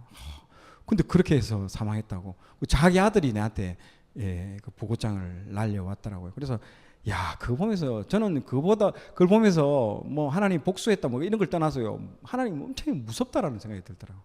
그걸 엄청나게 저를 괴롭혔거든요. 그리고 그 사람한테 내가 옛날에 전도까지 했대도요. 사님 교회 다니면 좋습니다. 예수 믿으십시오 했더니 그때 나를 쳐다보는 눈빛이요, 얼마나 무서운지 몰랐습니다. 그 전도할 때.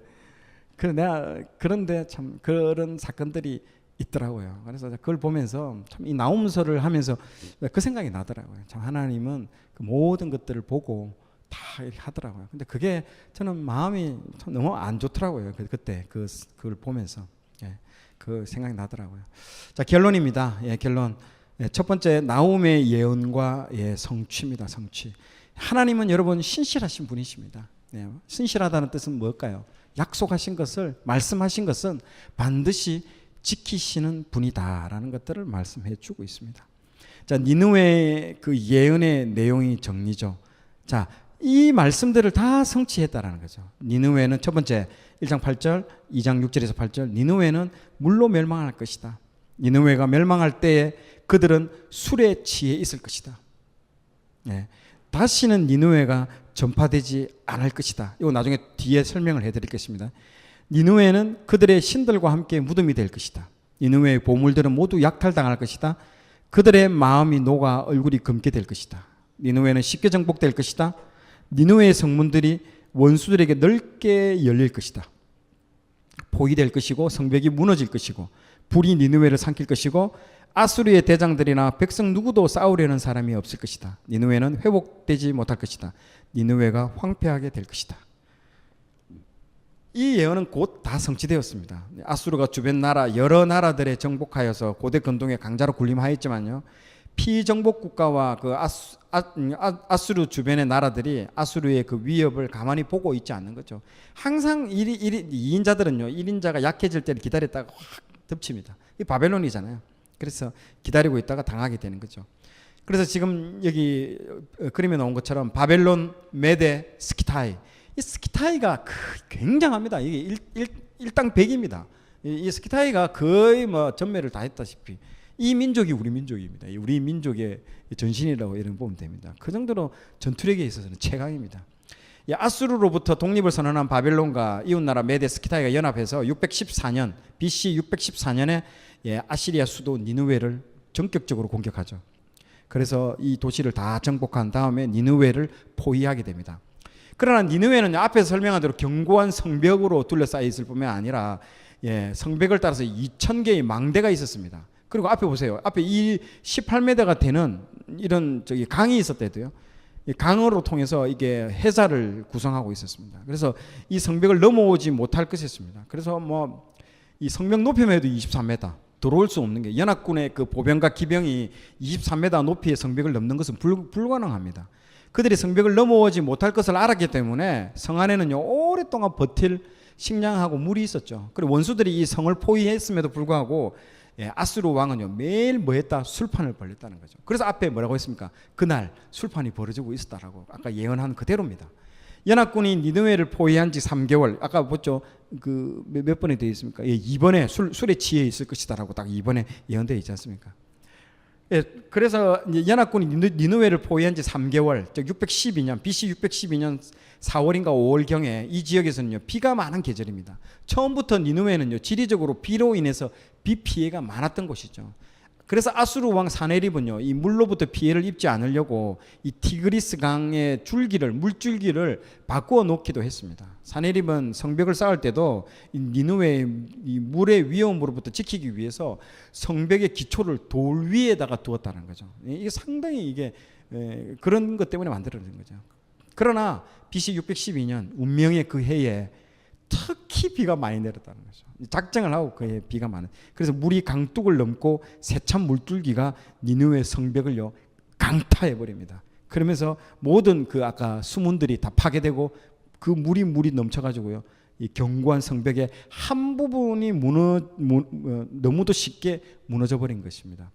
그래서 성 안에 누군가가 연합군에게 니느웨 성안은요 모두 술에 취해 있었음을 알려주죠. 다 알려줍니다. 연합군은 무너진 곳을 통해서 어느 누구도 싸울 준비가 되어 있지 않는 그 니느웨 성안으로 침투해서 들어가게 됩니다. 그래서 아수르 왕은요 너무나 이 갑작스러운 이 상황에 당황하게 되죠. 모든 것을 포기한 그는요 처첩들을 한 곳에 모이게 하고 성에 이제 불을 지릅니다. 연합군에게는요 아수르 사람들을 모두 죽여도 되며 그 모든 보물들을 가져도 된다는 허락이 있습니다. 제가 말했죠. 약탈 명령이 떨어진 겁니다. 이 모든 고대 근동은 이렇게 합니다. 이렇게 해서 니느웨는 완전히 멸망당하죠. 그런데 니느웨는 사자 같은 도시였습니다. 아무도 그들을 두렵게 할 수 없는 존재였습니다. 그들에게는 많은 전리품도 있었고요. 천하의 니느웨가요, 이 3개월 만에 멸망하다니, 이건 상상도 못했죠. 이집트 아스돗이라고 하는 작은 성읍을 하나 멸망시키는데요. 29년이 걸렸습니다, 여러분. 바벨론이 두로 알죠? 두로를 점령하는데 13년 걸렸고, 세계 최강 바벨론이 군대가 허약해진 이 예루살렘을 점령하는데도 여러분 최소 2년이 걸렸습니다. 근데 3개월 만에 이렇게 멸망을 당한 거죠. 이들 점령한 어느 도시도 니느웨와 견줄 만한 도시가 아니었습니다. 그런데도 니느웨 망한 거죠. 설마 연합군이 우세한다 해도 니느웨를 정복하려면요 몇십 년이 아마 걸렸을 것입니다. 아니면 중간에 포기하거나 포기했던 것이 아마 정상적일 것입니다. 니느웨 왕도 성에 함락될 것이라고는 자기도 생각 안 했죠. 그만큼 니느웨는요 튼튼했고 3개월 만에 점령된다는 것은 정말 기이한 일입니다. 바벨론도 마찬가지죠. 70년 만에 그렇게 그날 밤 하루 만에 무너진 것은 더 놀라운 거고요. 그래서 니느웨가 왜 이렇게 쉽게 무너졌을까? 딱 한 가지 설명밖에는 할 수 없습니다. 하나님의 대적자가 됐다라는 거죠. 그러니까요 어느 편에 서는가 중요합니다. 그래서 아수르에 대한 미래에 대한 이제 지금부터는 미래입니다. 미래. 23절에 보면요 이사야서 19장 23절에서 25절에 보면 이런 말이 나옵니다. 그날에 애굽에서 아수르로 통하는 대로가 있어 아수르 사람은 애굽으로 가겠고 애굽 사람은 아수르로 갈 것이며 애굽 사람이 아수르 사람과 함께 경배하리라. 그날에 이스라엘이 애굽 및 아수르와 더불어 셋이 세계 중에 복이 되리니 이는 만군의 여호와께서 복 주시며 이르시되 내 백성 애굽이여 내 손으로 지은 아수르여 나의 기업 이스라엘이여 복이 있을지어다 하실 것임이라. 아멘. 여러분 지금 방금 읽었던 이 예언은요 이루어진 게 아닙니다. 앞으로 지금 이제 나타날 거. 진짜 이 예언입니다. 앞에 나오면 벌써 다 이루어진 거고요. 이게 지금 이사야서에 나온과 관련 아시리아, 즉 아수르에 대한 예언입니다. 이사야의 예언이 있은 지 90년이 지난 BC 605년에 이 아수르는 아까 말한 대로 멸망을 했고요. 아수르가 멸망하고서 지금까지 2600년 동안 아수르라는 나라는 존재하지 않습니다. 다 사라진 거죠. 그러나 누가 나와 있죠? 아수르 후예들이 있다는 거죠. 그에 대한 예언입니다. 이 예언이 있고 난 이후에 멸망하기까지 90년 동안 아수르와 이집트가 함께 하나님을 섬겼다라는 그런 얘기는 없어요. 그래서 지금 이 예언은 아직까지 이루어진 게 아니라는 얘기입니다. 그리고 아수르와 이집트 사이가 길이 나고 서로 왕래하였다거나 하는 일은요 없었습니다, 여러분. 반대로 아수르가 이집트를 정복하고 지배하여 서로 대립하였습니다. 그렇다면 이사야의 이 예언은요 아수르의 미래일 수밖에 없다라는 게 지금 제가 말씀을 드리는 겁니다. 지금 세계에는요 아수르라는 나라 없습니다. 그런데 어떻게 이 예언이 이루어질 수 있을까요? 아수르라는 나라는 없으나 아수르의 후손들이 지금 남아 있습니다. 이라크에 제일 많이 살고 있는데요. 바그다드에 약 100만 명이 살고 있고 북부에 20만 명, 남부에 수천 명이 지금 살고 있습니다. 그리고 전 세계에 약 400만 명이 흩어져서 디아스포라로 지금 아수르 후예들이 지금 살고 있습니다. 아수르인들은 현재 아랍권에 살고 있지만요. 아랍인들이 아니면 아랍의 종교인 이슬람 종교를 믿지도 않고 있습니다. 참 그게 특이하죠. 그들은 요나의 경고로 회개해서 하나님을 믿었던 사람들의 후손으로 지금도 기독교를 믿고 있는 사람들이 있습니다. 아랍권에 살고 있는 아수르인들은요. 오늘날에도 종교적인 문제로 많은 박해를 받고 있습니다. 참 놀랍더라고요, 이게 얘기예요. 그리고 제1차 세계대전 때는요, 연합군을 적극적으로 도와가지고요, 참전까지 했습니다. 이 아수르 후예들이. 그래서 전쟁이 끝나면요, 이 우리들이 스스로 이 나라를 자치할 수 있도록 자치권을 약속받았으나 꼭 전쟁 끝마치고 원하면 그 강대국들이 그거 안 지켜주죠. 그럼 내 몰라라 해가지고 약속이 지켜지지 않았습니다. 오히려 그들은요, 혹독한 대가를 치러가지고 3분의 2가 죽임을 당하는 대학살을 경험하게 되는 것이죠. 그래서 많은 사람들이 자유를 찾아 전 세계로 흩어지게 됐습니다. 하나님께서는 남아있는 이 아수르인들을 대해서 그들에게 복을 주시겠다고 아까 약속을 하십니다. 아수르는 지금 나라도 없고 이름도 없으며 모두의 관심에서 사라졌으나 오직 한 분 하나님께서는 그들을 잊지 않으시고 이사야의 예언을 통해서 남아있는 이스라엘들에게 복을 주실 것을 약속하셨습니다. 그들이 받을 복은 이렇습니다. 아수르와 이집트 사이에 큰 길이 생겨서 아까 읽었던 겁니다. 왕래하게 될 것이다. 아수르인과 이집트 사람이 함께 하나님을 섬길 것이다. 이집트는 지금 맞잖아요. 이집트의 크리스찬들이 유명합니다. 그 이름이 뭐죠? 콥트 교도 유명하죠. 그리고 아수르는 하나님의 작품이 될 것이다. 심판 때 요나의 전도로 회개한 니느웨 사람들이 이 세대를 심판하실 것이다. 이 마태복음에 이 예수님께서 심판 때 요나의 전도로 회개한 니느웨 사람들이 이 세대를 심판할 것이다라고 말씀까지 해놨습니다. 야, 이런 거 보면요 소름 끼친대요. 신기한 겁니다.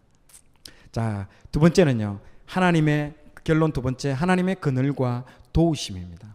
시편 63편 7절 한번 읽어보도록 하겠습니다. 주는 나의 도움, 같이 한번 읽어볼까요? 시작. 주는 나의 도움이 되셨음이라. 내가 주의 날개 그늘에서 즐겁게 부르리이다. 아멘. 나홈 2장 13절 한번 다시 읽어볼게요. 시작.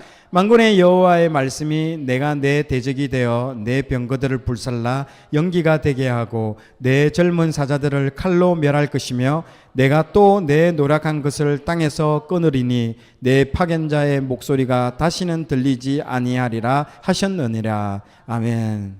자, 이 두 개의 차이가 무슨 차이일까요? 예. 자, 아수르는 하나님의 대적, 하나님을 대적했고요. 하나님은 그 나라에 대해서 내가 대적자가 됐다. 이렇게 얘기를 하고 계시죠. 그런데 시편 기자는요. 여호와는 나의 도움이라는 거죠. 하나님을 대적자로가 아니라 하나님은 나의 도움이다 라고 얘기를 하고 있는 거예요. 이게 지금 관점이 정반대로입니다. 이제 이 개념을 좀 머리에 담아 두시고 해야 됩니다. 여러분 이 머리를요 담아 두시고 시편 127편을 우리가 한번 읽어보도록 하겠습니다. 자, 이 읽으면 참 위로가 됩니다. 이 나홈서를 전반적으로 할 때 이 시편의 이 말씀 같이 한번 하나님이 나의 도움이 되실 때 어떤지를 우리가 같이 한번 읽어보도록 하겠습니다. 시작. 여호와께서 집을 세우지 아니하시면 세우는 자의 수고가 헛되며 여호와께서 성을 지키지 아니하시면 파수꾼의 깨어 있음이 헛되도다. 너희가 일찍이 일어나고 늦게 누우며 수고의 떡을 먹음이 헛되도다. 그러므로 여호와께서 그의 사랑하시는 자에게는 잠을 주시는도다. 아멘. 이게 하나님이 돕는 사람들의 특징이라는 거죠. 우리가 가끔 마음이 완악해지고 하나님과의 관계가 끊어졌을 때에 우리가 참 마음이 강팍해질 수도 있습니다. 그렇죠? 그래서 그 강팍함을요 때로는요 빨리 우리가 다시 한번 돌아봐야 됩니다. 그리고 하나님의 도움을 받는 사람들이 되어야 되는 것이죠. 때로는 우리는 막 마음이 강팍해지고 하나님의 대적자 편에 딱 서 있거든요. 큰일 납니다, 여러분. 빨리 마음을 고쳐먹고 하나님의 편에 서야 되는 것이죠. 그래서 보세요. 그러니까 잠을 주신다고 했잖아요. 우리 지금 근심 걱정이 많은 사람 잠을 하나님 대적자 편에 있기 때문에 그런 거예요. 그러니까 하나님이 주시는 하나님의 편에 있는 사람들은요 걱정 근심이 없습니다. 잠을 그냥 푹 자고 그러니까 아무리 노력해도 다 보세요. 헛되도다라고 적어놨지 않습니까? 시편 127편에. 그러나 하나님을 사랑하시는 자는 그에게 도움을 구하고 그를 전적으로 의지하는 사람들은 하나님이 그에게 평안을 주고 잠을 준다는 거죠. 자, 그래서 나홈은 우리에게 니느웨의 멸망의 이유가 다른 게 아니라 여러분 뭐 어떤 분석할 필요가 아니라 딱 하나입니다. 그들이 하나님의 대적자가 되었다라고 그 얘기합니다. 그리고 하나님이 그들의 대적자가 되셨다라고 하는 거죠. 그들은 하나님의 반대편에 섰다라는 거죠. 그래서 하나님이 대적하면요, 혹은 하나님을 대적자로 삼으면 아무도 이 땅에서 존재할 수 없다라는 것들을 우리에게 교훈을 주고 있습니다. 그래서 하나님을 도우심으로 삼고 하나님의 은혜를 구하는 삶을 여러분들 모두 사시기 바랍니다. 하나님은 늘 우리를 도우시고 우리의 뒤에 계시고 우리의 늘 나의 등 뒤에서 나를 도우시는 분, 그 찬양 있지 않습니까? 그런 것처럼 늘 우리를 돌봐주십니다. 자, 오늘 내용이 좋았다면 좋아요, 구독 부탁드리겠습니다. 좋아요, 구독, 알림 설정은 콘텐츠 제작에 큰 힘이 됩니다.